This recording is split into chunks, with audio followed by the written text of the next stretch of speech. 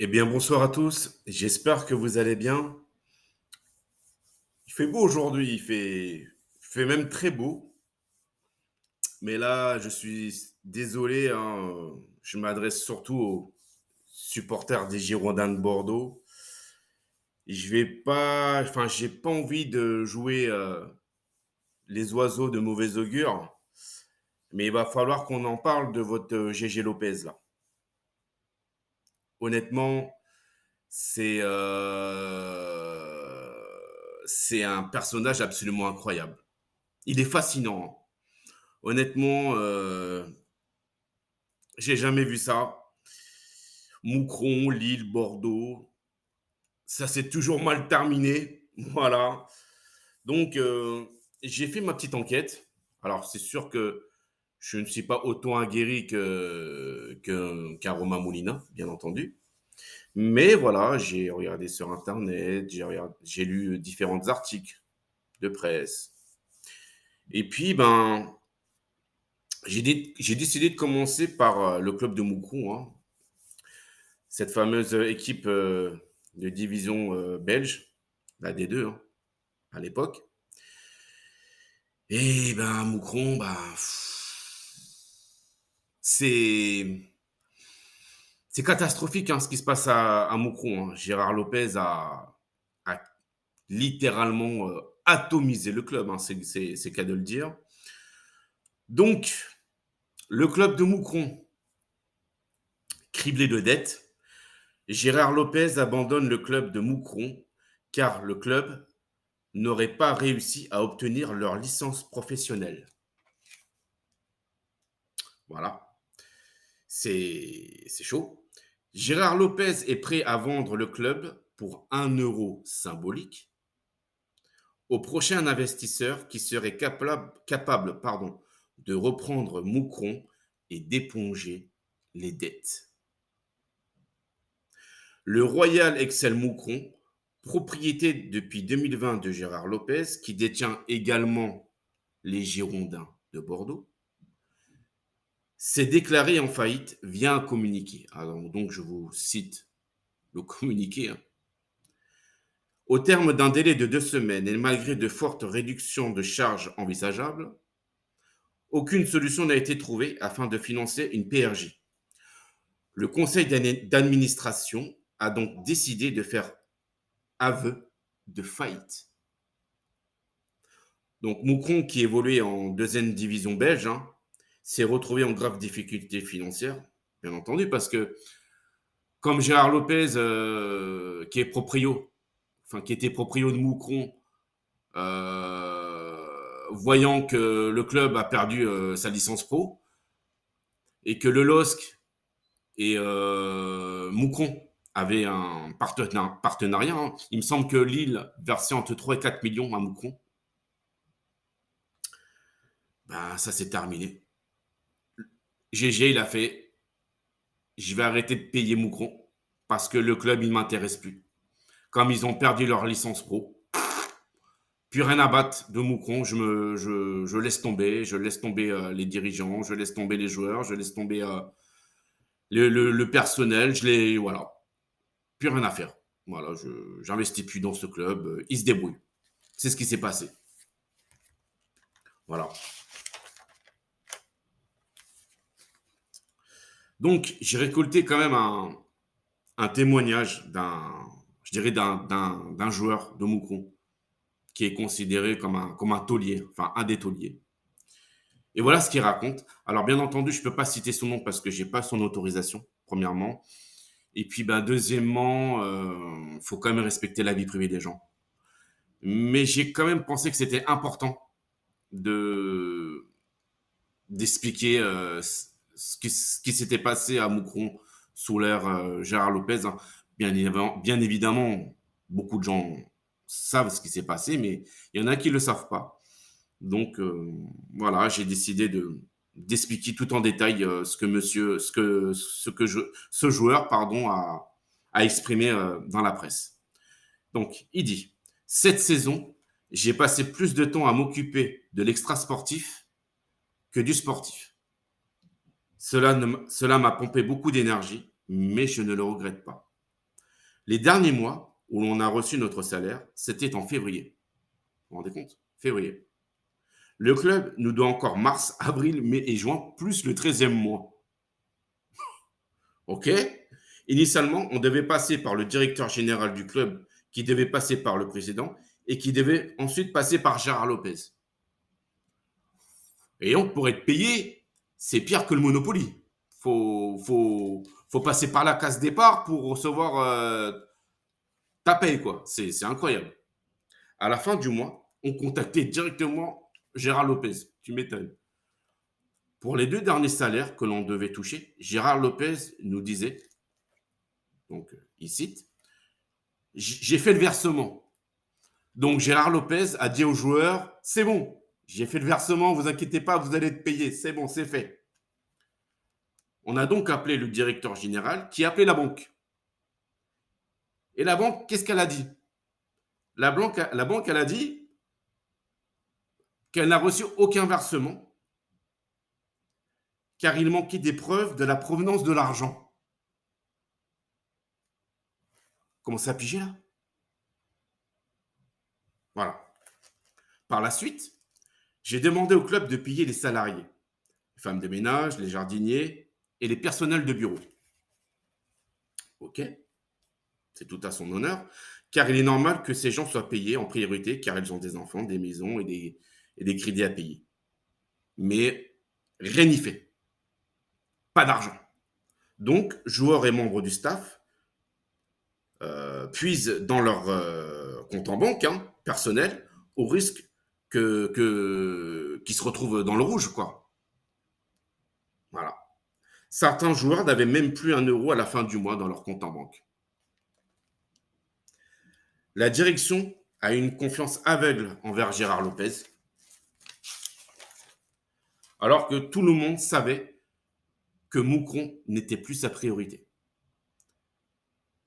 J'ai récolté aussi un autre témoignage sur Internet. Qu'est-ce que ça dit?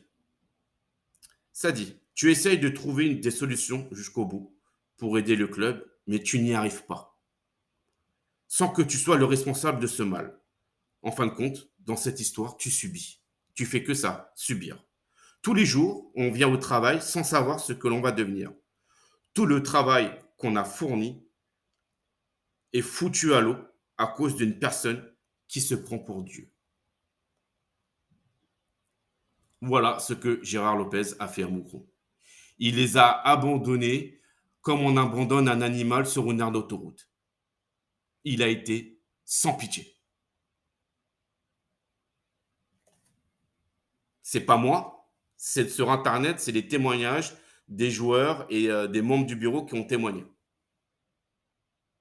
Ce sont eux. C'est pas fini. On va parler du LOSC. Alors là, je pense que le LOSC, ça a été un moment, non, je dirais plutôt un tournant pour Gérard Lopez. Fiasco financier à plus de 120 millions d'euros. Contrairement à ce que Gérard Lopez avait dit, le LOSC n'a jamais été racheté par son propre argent personnel. Gérard Lopez a contracté un emprunt de plus de 225 millions d'euros auprès de Elliott Management, avec des taux d'intérêt entre 15 et 16. Mais qui fait ça? Qui fait ça? Quelle est la personne saine d'esprit qui contracterait un emprunt de 225 millions d'euros avec des taux à 16%? Même chez Cofidis, le taux d'intérêt est plus bas. Il aurait dû aller chez Cofidis, Gérard Lopez. Je suis désolé, mais là, c'est du n'importe quoi. C'est du suicide. C'est du suicide. 225 millions d'euros à taux à 16%. Comment veux-tu rembourser? Le gars, il s'est pris pour Florentino Pérez. Il a cru que c'était le prince Al-Thani du Qatar, le proprio du Paris Saint-Germain, ou il s'est pris pour Bill Gates, je sais pas. Mais le LOSC, c'est pas le Real Madrid, c'est pas Manchester City, c'est pas le Paris Saint-Germain. Mais il est fou! Il est fou! Ne pouvons pas rembourser la dette, enfin son emprunt, ou moitié moins que prévu. Elliott Management a viré Gérard Lopez du LOSC. Mais tu m'étonnes, tu m'étonnes. Comment veux-tu rembourser 225 patates avec des taux d'intérêt de 16%? C'est suicidaire. Alors qu'est-ce qu'il a fait avec ces 225 millions? Quelqu'un peut me le dire?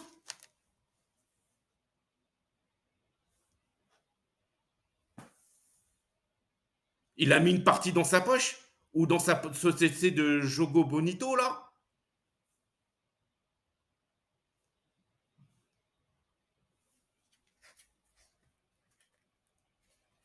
Donc, pareil, j'ai vu sur Internet quelqu'un qui a témoigné, voilà, de la situation du LOSC, hein. C'est un maître des conférences en économie du sport à Lille 2. Il dit, je cite, Gérard Lopez, c'est quelqu'un qui a acheté une maison à crédit et qui n'a plus été capable de rembourser. La banque a donc tout saisi, tout simplement. Ils ont saisi la maison. Gérard Lopez a fait ce qu'on appelle en finance une LBO. Malgré les bons résultats sportifs et les ventes de certains joueurs du LOSC, Gérard Lopez n'avait aucune chance, j'ai bien dit aucune chance, de rembourser Elliott Management. Gérard Lopez est parti du LOSC parce qu'on l'a mis dehors. On l'a mis dehors. Ça veut dire ce que ça veut dire. Une partie de la dette a été rachetée par JP Morgan, dont l'actuel président est un ancien banquier de JP Morgan. Hein. Il s'appelle Martin Peterman. Il est actionnaire majoritaire de la société Merlin Partners. Alors, bien sûr, hein, il y a une relation de confiance. Le proprio, il a travaillé chez JP Morgan. C'est JP Morgan qui a repris la dette. Donc voilà, il y a une relation de confiance. Donc, tout va pour le mieux. Maintenant, je ne sais pas si le LOSC a remboursé la dette de Gérard Lopez, enfin, je ne sais pas si le LOSC, pardon, a remboursé les 220 millions d'Elliott. Hein. Je ne sais pas s'ils ont toujours remboursé ou s'ils n'ont pas fini dans le procès, j'en sais rien. J'en sais absolument rien. Mais c'est chaud, quoi. C'est chaud.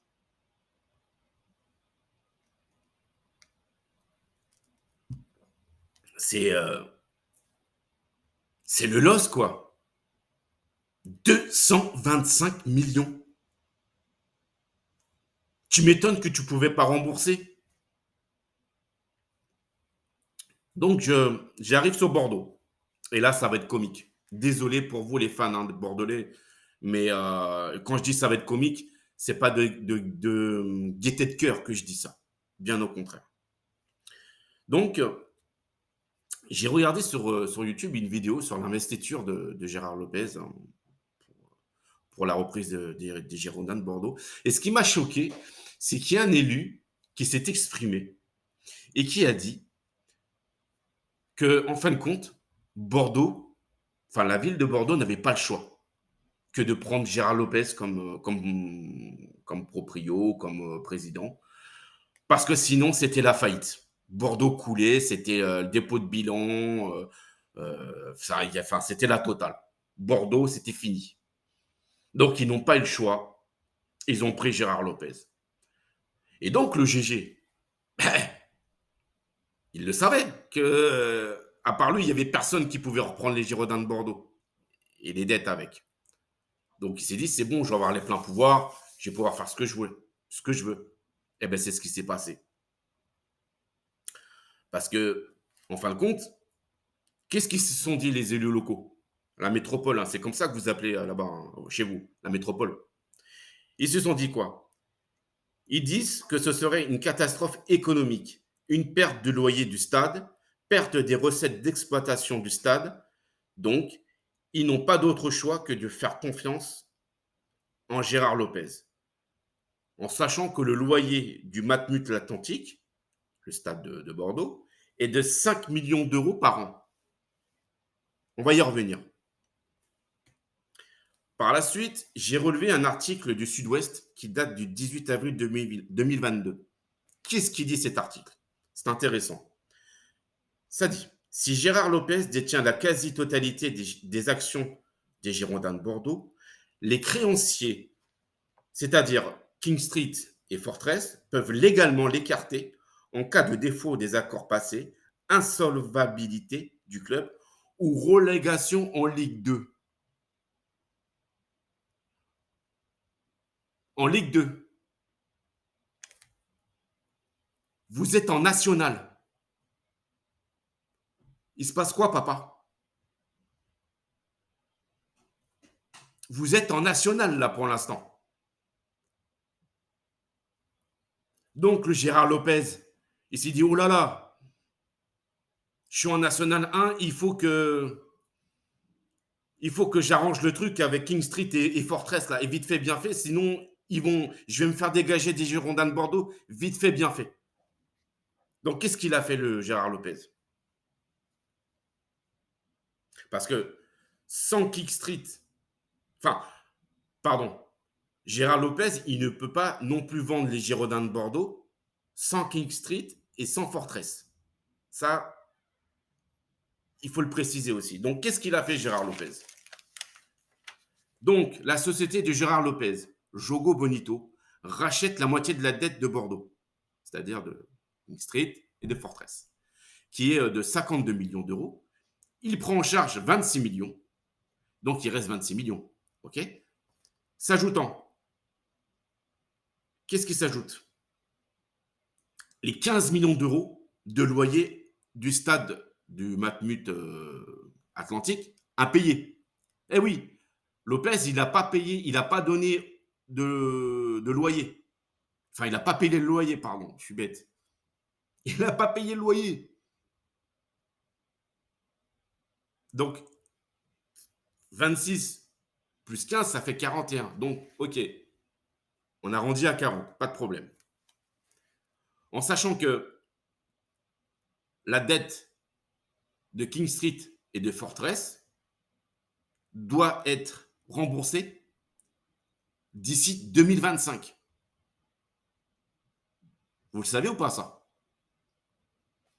C'est dans l'article du Sud-Ouest. Voilà. Jogo Bonito a annoncé avoir injecté 10 millions d'euros dans le club après les 10 millions d'euros de la saison dernière, plus 8 millions d'euros attendus de la Ligue professionnelle et 22 millions d'euros de vente des joueurs espérés. Alors les 8 millions 5, c'est quoi? C'est le CVC, c'est comme en Espagne, hein, c'est ça, c'est le CVC, hein, si je ne me trompe pas. OK. Bordeaux a récupéré 8 millions d'euros du transfert de Tchouaméni au Real Madrid et espère la vente de Jules Koundé. OK. De plus, Gérard Lopez annonce avoir versé sur un compte séquestre la somme de 24 millions d'euros de sa poche pour le sauvetage des Girondins de Bordeaux. OK. Gérard Lopez s'est assuré de pouvoir récupérer les 24 millions d'euros en cas de liquidation judiciaire. Ça veut dire qu'il va les récupérer si Bordeaux perd son statu quo. Voilà. Je pense que les élus locaux de Bordeaux, enfin vos élus, ils ont signé un pacte avec le diable, tout simplement. C'est grave ce qui se passe. Pour moi, le GG Lopez, c'est une supercherie. C'est incroyable. Et espérer la vente de Jules Koundé pour renflouer les caisses, faut le faire. Surtout que Jules Koundé, pour l'instant, il est toujours à Séville. Même si le Barça est intéressé, je crois que l'Inter, Manchester City ou je ne sais plus quelle équipe était intéressée par Jules Koundé. Hein. Il est toujours à Séville. Hein. Donc pour l'instant, il n'y a aucune vente. En parlant de 22 millions d'euros de joueurs espérés, vous avez vu quelque chose, vous?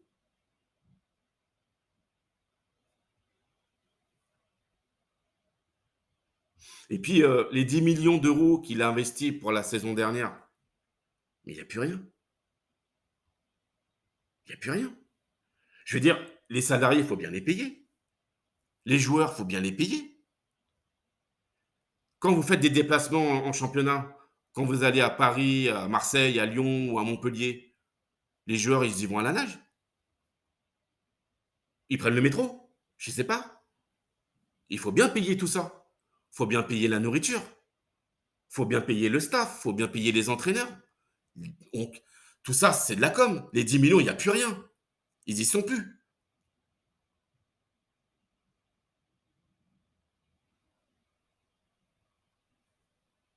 Donc, mettez-vous à la place de la DNCG.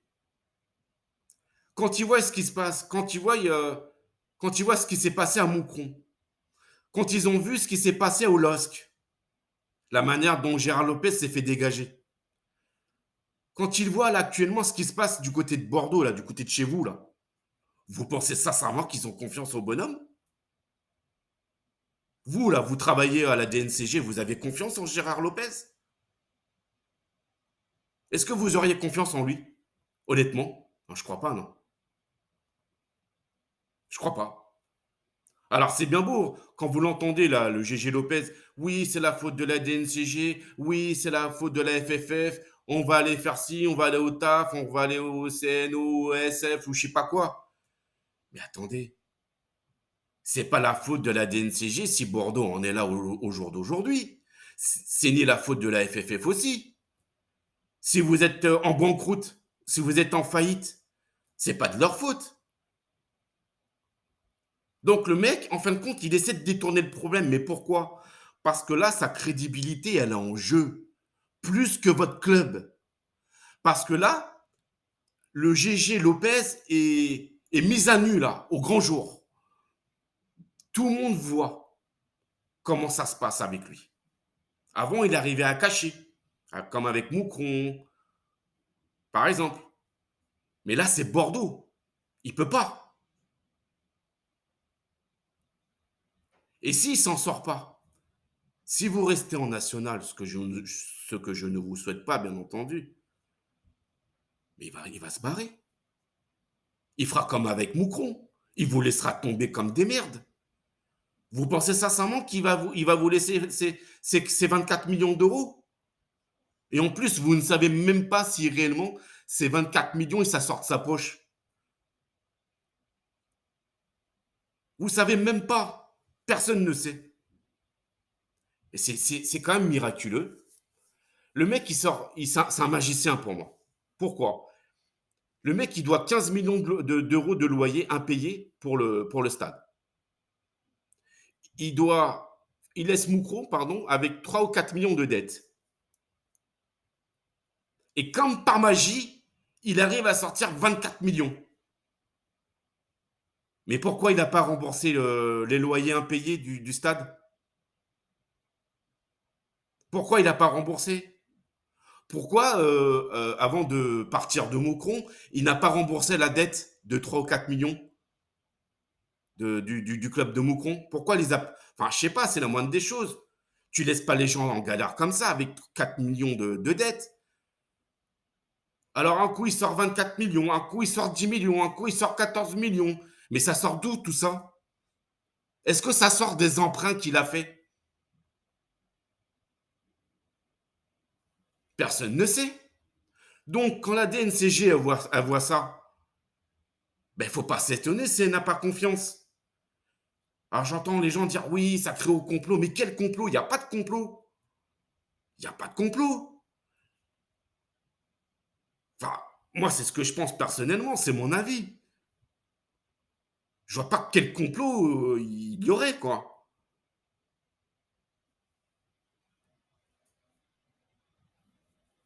Le mec, à chaque fois qu'il va dans un club, il fait emprunt sur emprunt. Et c'est pas des petits emprunts. Ce qui s'est passé à Lille, c'est suicidaire. Il a failli, il était à deux doigts de tuer le club. Mais de le tuer. Et là, c'est ce qu'il est en train de faire avec les Girondins de Bordeaux. Les élus locaux, là. Qu'est-ce qu'ils sont en train de se dire, là, chez vous, là? Eh ben, ils sont en train de se dire, mince, qu'est-ce qu'on a fait? parce qu'ils espéraient tout, mais sauf ça, quoi. La nationale. Comment vous allez faire?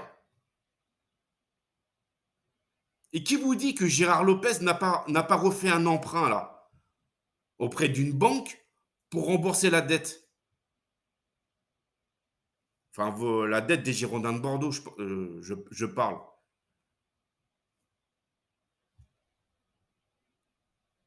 Voilà.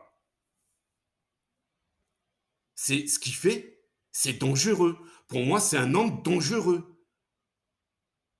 Et puis, les 22 millions de ventes de joueurs espérés, mais il rigole, lui. Vous pensez sincèrement que les autres clubs, là, c'est des fadas? C'est pas des fadas. Ils connaissent très bien la situation économique des Girondins de Bordeaux. Ils achèteront vos joueurs au rabais, hein. Faut, ça c'est sûr.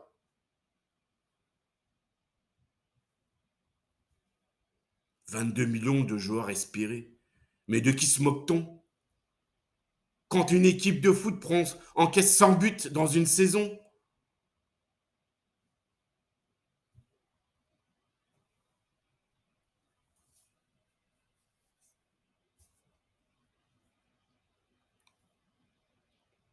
mais vous vous rendez compte?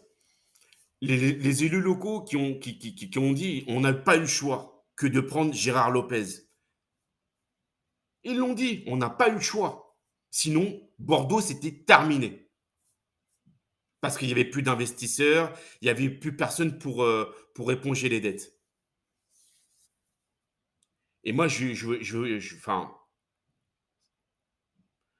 le jour où Gérard Lopez partira des Girondins de Bordeaux, c'est là où vous, supporters bordelais, vous découvrirez le poteau rose.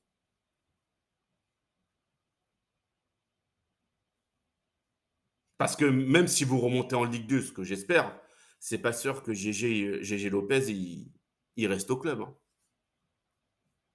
C'est pas sûr, hein. Parce qu'il a plus toutes les cartes en main, hein. S'il rembourse pas, on le fout dehors, hein, comme à Lille. Par contre, si on le fout dehors, il va falloir retrouver quelqu'un d'autre pour réinvestir dans votre club, hein. Ouais, parce que sinon, alors cette histoire de dire oui, on va jouer les barrages en Ligue 1, on espère une place, on espère rester en Ligue 1, ça se joue avec Saint-Etienne, tout ça. Mais tout ça, c'est des bêtises. Parce que GG Lopez, il savait très bien que, que financièrement, Bordeaux ne pouvait pas rester en Ligue 1 et ni en Ligue 2. Il le savait. Tout ça, c'est un mensonge. Même si Bordeaux était resté en Ligue 1, ben, c'était quand même mort. Parce que vous n'avez pas les sous pour rester en Ligue 1. Donc tout ça, c'était de la poudre aux yeux. Et ça, il le savait. Il le savait. C'est pour ça maintenant, il met des coups de pression. Il met des coups de pression à droite à gauche. Pourquoi? Parce qu'il n'a pas trop envie que les gens ils ouvrent les yeux. C'est tout. Il n'a pas trop envie que les gens ils ouvrent les yeux sur sa gestion, sur les emprunts qu'il a fait et tout ce qui s'ensuit. Voilà. C'est grave, hein.